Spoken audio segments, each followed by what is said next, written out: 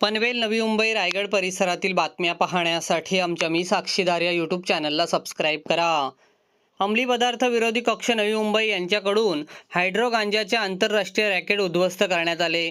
1,33,00,000 रुपये किमतीचा हायड्रो गांजा आणि कोकेन जप्त करण्यात आले. 10 जुलै रोजी वपोने निगडे यांना मिळालेल्या बातमीप्रमाणे छापा कारवाई केली असता हॉटेल मंडे तुर्भे नवी मुंबई येथे अब्दुल रऊफ झरीन खान उर्फ अली राहणार तळोजा, त्याचा मित्र मितुल अरुण मानकुरे वय 29 राहणार वाशी यांच्या ताब्यातून 70,35,000 हायड्रो गांजा आणि 5 ग्राम वजनाचा कोकेन हा अंमली पदार्थ मिळून आल्याने त्यांच्या विरोधात तुर्भे पोलीस ठाण्यात गुन्हा दाखल करण्यात आला.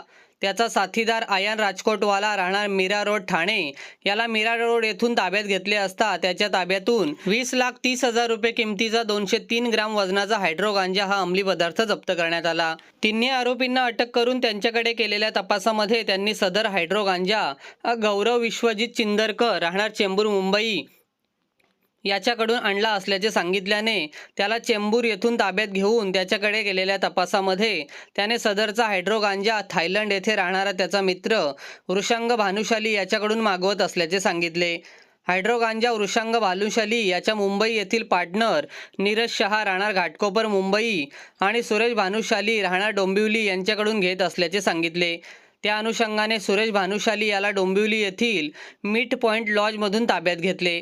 त्याच्या ताब्यातून 45,15,000 रुपये किमतीचा हायड्रो गांजा आणि नीरज शहा याला घाटकोपर येथून ताब्यात घेऊन त्याच्याकडून 4.30 ग्राम वजनाचा हायड्रो गांजा जप्त करण्यात आला. त्यांना या गुन्ह्यात अटक करण्यात आली.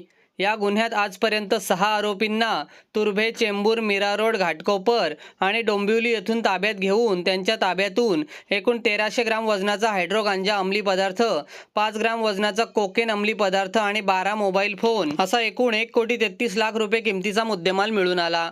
पाहिजे आरोपी वृषांग भानुशाली हा थायलंड येथे राहत असून हायड्रो गांजाचा पुरवठा भारतामध्ये करत असल्याचे तपासामध्ये निष्पन्न झाले आहे.